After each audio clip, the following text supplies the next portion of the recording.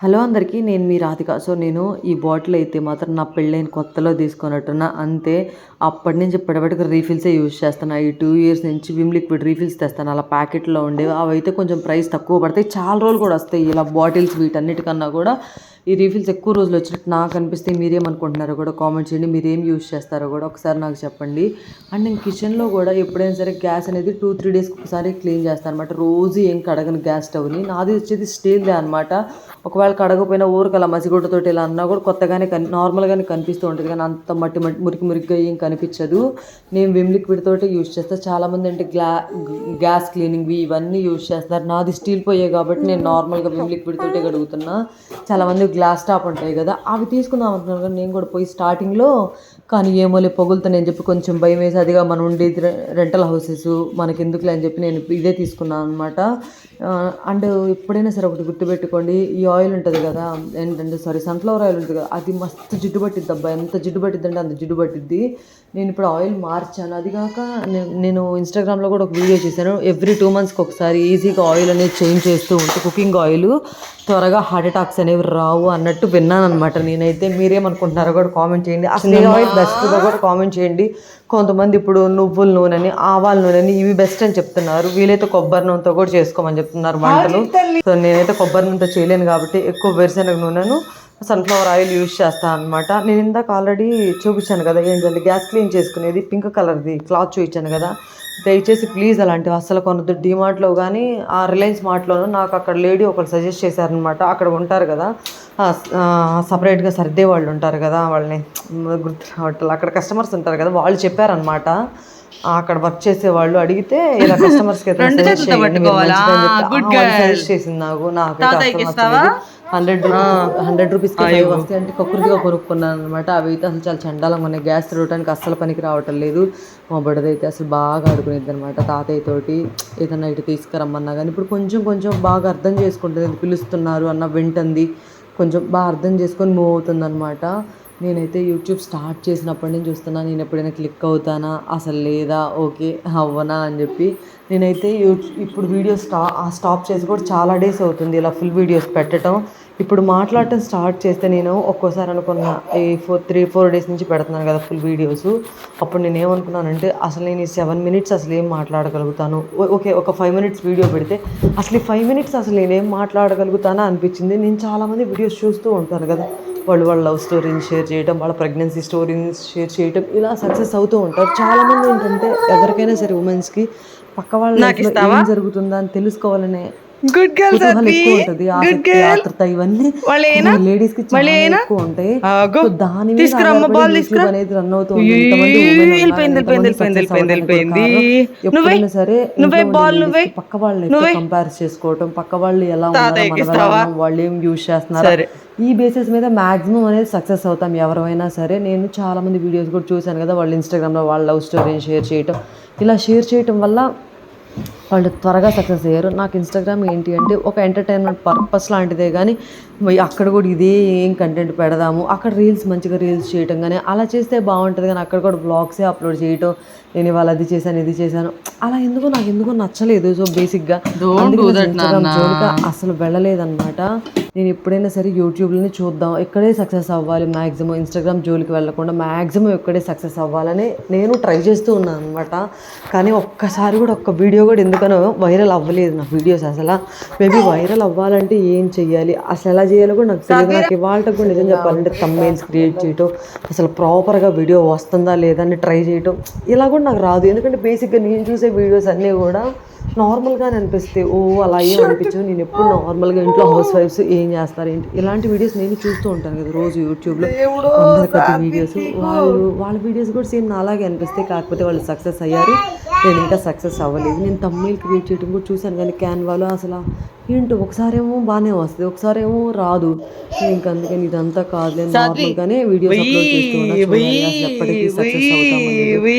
మా బుడ్డదైతే night times కూడా బాగా ఆడుకుంటుంది. మీరు పిల్లల్ని ఎప్పుడైనా ఎంగేజ్ చేయాలంటే ఒకటే, మనం కూడా ఫోన్లు పక్కన పడేసి వాళ్ళతో హ్యాపీగా వాళ్ళని చూస్తూ మనం ఏదో ఒక చిన్న ఎక్స్ప్రెషన్స్ ఇచ్చి చేతులతోటి వాళ్ళు హ్యాపీగా చూసి నవ్వుకుంటారు అనమాట. అది గుర్తుపెట్టుకోండి చాలా. ఇంకేం అవసరం లేదు. పిల్లలు ఒక్కోసారి ఊరికే ఏడవటం చేస్తారు కదా, అసలు వాళ్ళు ఏడుపు కారణం ఏంటో కూడా తెలుసుకోండి. ఎప్పుడైనా సరే పిల్లలు ఊరికే అంతలా ఉన్నారు. వాళ్ళకి ఏదైనా బాధ కలిగి ఎవరో తప్పితే చాలా మంది పిల్లలు ఏంటంటే వాళ్ళకి బాధ కలిగితే పెయిన్ వస్తేనే ఏడుస్తారు. అంతేగాని ఊరికే ఏడవరు పిల్లలు కూడా. నాకు తెలిసినందుకు మేబీ కొంతమంది ఏడుస్తారు, అది నేను చెప్పలేను అనమాట. మన పిల్లలు ఎలా ఉన్నారు కదా, పక్క వాళ్ళ పిల్లలు కూడా ఇలాగే ఉంటారు అని అసలు ఎప్పటికీ చెప్పలేను. ఒక్కొక్కళ్ళు ఒక్కో రకం. కొంతమంది సైలెంట్ గా ఉంటారు, కొంతమంది బాగా అల్లరి చేస్తారు. ఇట్లా పిల్లల్లో కూడా చాలా ఉంటది కదా. సో కొంచెం పేషెన్స్ తో కొంచెం మేనేజ్ చేసుకుంటే ఇబ్బంది ఏమి ఉండదు. నాకు తెలిసినంత వరకు నేను ఈ 20 days నుంచి అసలు టీవీ అనేది స్టాప్ చేశాను కదా. ఇప్పుడు కొంచెం నాకు కూడా రిలాక్సింగ్గా ఉంది, పాపతో ఆడుకోవడానికి కానీ టైం స్పెండ్ చేయడానికి. ఆ టైంలో ఏంటంటే ఫోన్ పక్కన పెడితే చాలు, నేను ఎడిటింగ్ అంతా కూడా మ్యాక్సిమం పాప నిద్రపోయినప్పుడు ఎడిట్ చేస్తాను అనమాట. పాప లేచాక వాయిస్ ఓవర్ ఇచ్చుకుంటా తనతో పాటు పక్కన కూర్చోబెట్టుకొని, లేకపోతే ఒక్కోసారి పడుకున్నప్పుడు కూడా వాయిస్ ఓవర్ ఇస్తే. ఇప్పుడైతే తను మేల్కొనే ఉంది, పడుకున్నప్పుడు ఎడిట్ చేసుకొని పెట్టుకుంటా ఓన్లీ. అప్పుడు వాయిస్ ఓవర్ ఏమి ఇవ్వను, అప్పుడు ఓన్లీ ఎడిట్ చేసుకుని వర్క్ మొత్తం చేసుకుంటాను. మిగతా పని ఏదైనా ఇంట్లో పెట్టుకోవడం ఇలా బేసిక్గా ఉన్న పని మొత్తం చేసేసుకుంటా. అండ్ ఇవాళ మార్నింగ్ అయితే నేను గారెలు చేశాను అనమాట. చాలా బాగా వచ్చినాయి గారెలు కూడా. చాలా మంది అంటారు కదా మార్నింగ్ ఆయిల్ ఫుడ్ ఎందుకు తింటారు, ఎలా తింటారు అని చెప్పి. అలా ఏం లేదు, నేను హ్యాపీగా రోజు తినేవాళ్ళం మేమైతే. మీరు ఎప్పుడైనా ఇలా తిన్నారో లేదో కూడా కామెంట్ చేయండి నాకు. అండ్ నేను ఇంకో విషయం చెప్పాలనుకోండి, యూట్యూబ్లో కానీ ఇన్స్టాగ్రామ్లో కానీ ఈ మధ్య చాలామంది చిన్నపిల్లలు నాన్న వాళ్ళు లేపుకు రాలేదు, నేనే లేచిపోయి ఇచ్చాను, వీడితోటి వీడు నన్ను బాగా చూసుకుంటున్నాడు, అసలు ఇలా వీడియోస్ చేసి పెడుతున్నారు కదా. ఇంకో వీడియో కూడా చూశాను నేను, ఆల్రెడీ దాని మీద ఒక వీడియో కూడా చేశాను. ఒక పాప అయితే మా హస్బెండ్ అని చెప్పి 100 సార్లు చెప్పింది తెలుసా ఒక వీడియోలో. బట్ తన చదువుకునే క్లాస్ ఏమో 7th క్లాస్ అంట. నాకైతే మైండ్ పోయింది. ఒకప్పుడు 90s కిడ్స్కి బాగా తెలుసు ఏంటంటే ఒక అబ్బాయి ఒక అమ్మాయి మాట్లాడుకుంటే అసలు ఆ సారు ఒక 10 సార్లు ఒక 2-3 టైమ్స్ వదిలేస్తారు.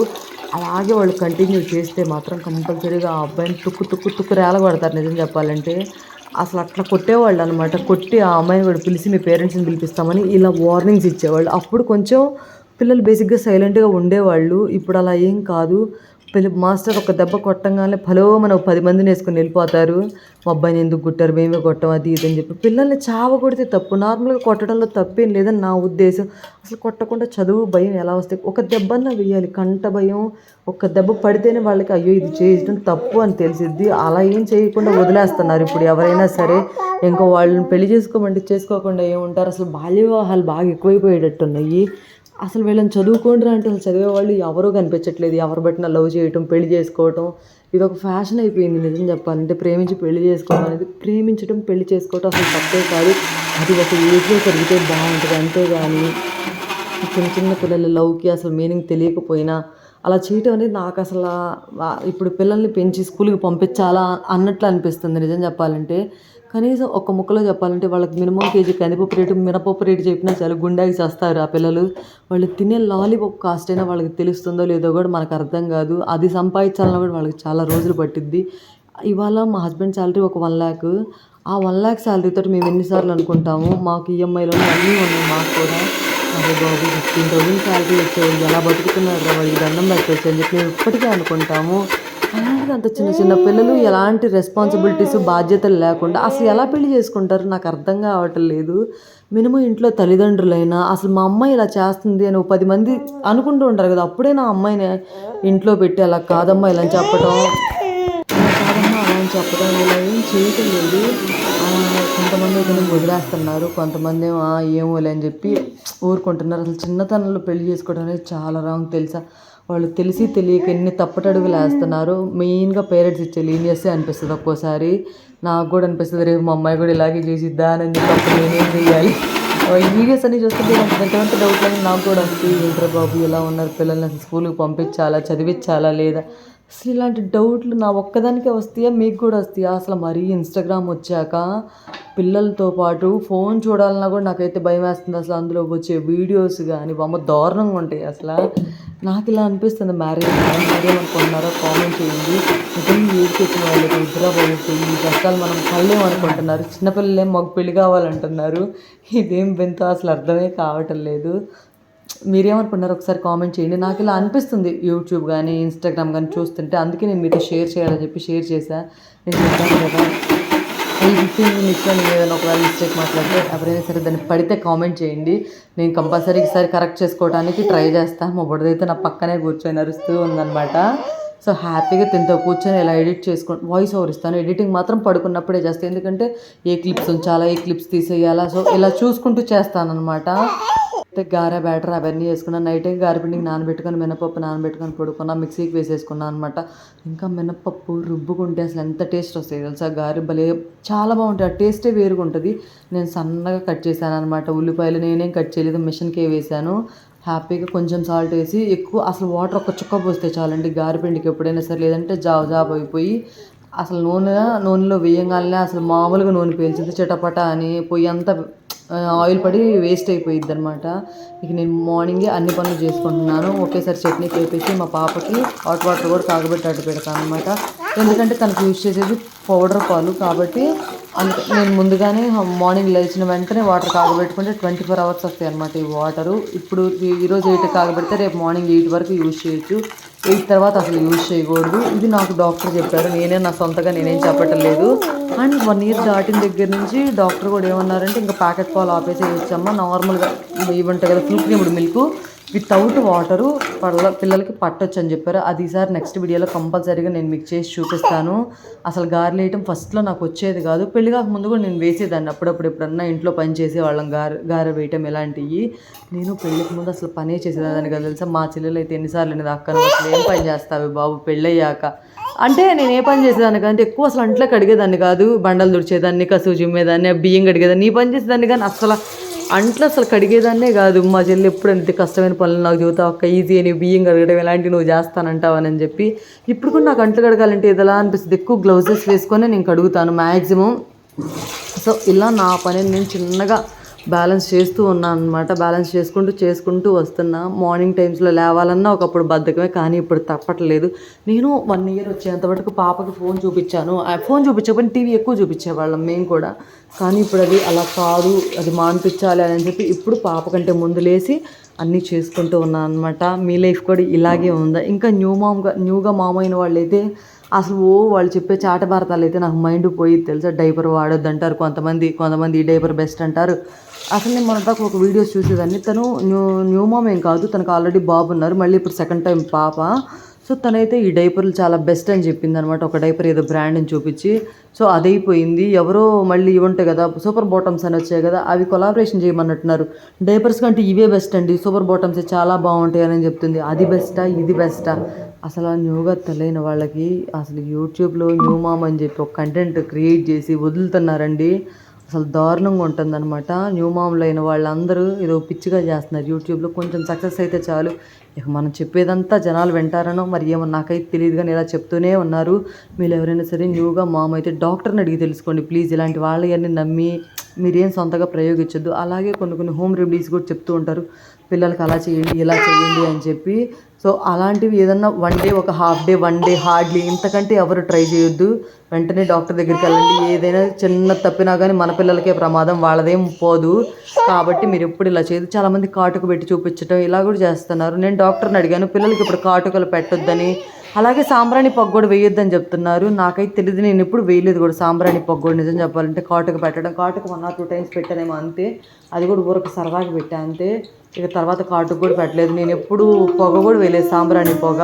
ఎందుకంటే డాక్టర్ అసలు పొగ వేయొద్దమ్మా, అలాంటివన్నీ మంచివి కాదని చెప్పారనమాట. కానీ యూట్యూబ్ వీడియోల్లో మాత్రం నాయన అసలు ఏం చెప్తారంటే అన్నీ తెలిసినట్టే చెప్తారు మరి, లేకపోతే అంటే అంతకుముందు చేశారు కాదని నేను అన్నా. ఇప్పుడు మన ఓల్డ్ డేస్ని పాత రోజుల నుంచి చేస్తూనే ఉన్నారు అవన్నీ. ఒకప్పుడు పట్టిన కాటుకలు, అసలు ఎలాంటి కెమికల్స్ లేని కాటుకలు, కానీ ఇప్పుడు అన్నీ కెమికల్ కాటుకలే. అలా పట్టిన కాటుక అయితే ఓకే, అలా చేసుకోవటంలో తప్పేం లేదు. కానీ అసలు ఈ కొన్న కాటుకలు అసలు పెట్టొద్దు పిల్లలకి మాత్రం. మీరు ఎప్పుడైనా సరే ఏదైనా తెలుసుకోవాలి అనుకుంటే మాత్రం కంపల్సరీగా డాక్టర్ని అడిగి డాక్టర్ సజెషన్ తీసుకొని చేసుకోండి. అంతేగాని ఇది బెస్ట్ ప్రోడక్ట్ అన్నా కూడా మీరు నార్మల్గా యూట్యూబ్లో చెప్పే న్యూ మామ్స్ మాటలు నమ్మి మోసపోవద్దండి. సో నా వీడియో ఎలా ఉంది ఏంటి అనేది ఒక్కసారి విని మీకు మంచిగా అనిపిస్తే మాత్రమే కామెంట్ చేసి లైక్ చేయండి. మీరు లైక్ చేస్తే ఇంకో 10 మందికి ఇవి యూట్యూబ్ అనేది రికమెండ్ చేసిద్ది అనమాట.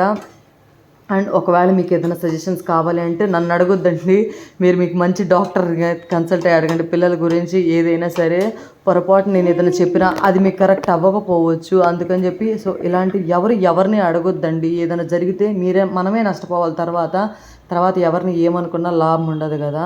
కాబట్టి అందరూ హ్యాపీగా ఉండి మీరు ఇలాంటివి నమ్మకుండా ఉంటే చాలు. ఏదో కొన్ని నమ్మండి, నార్మల్గా ఉండేవి ఎవరైనా నమ్ముతారు, తప్పు లేదు. మరి ప్రతిదీ నమ్మొద్దు. సో నా వీడియో ఎలా ఉందో ఒక్కసారి చూసి విని మంచి కామెంట్ ఒకటి చేయండి. నచ్చితే లైక్ చేయండి, కుదిరితే సబ్స్క్రైబ్ చేసుకోండి. Thank you for watching. నా గారెలు ఎలా ఉన్నాయో కామెంట్ చేయండి. భలే రెడ్ కలర్లో బాగా కరకరలాడుతూ ఉన్నాయి అనమాట. పాపకు పెట్టాలి కాబట్టి నేను పెద్దగా పచ్చిమిర్చి వేయలేదు, 1-2 వేసినట్టున్నా అంతే. పెద్దగా వెయ్యను, పాపకు పెట్టుకోవాలి కాబట్టి మీరు ఏం ఫుడ్ పెడుతున్నారో పాపలకి కామెంట్ చేయండి. నచ్చితే సబ్స్క్రైబ్ చేసుకోండి.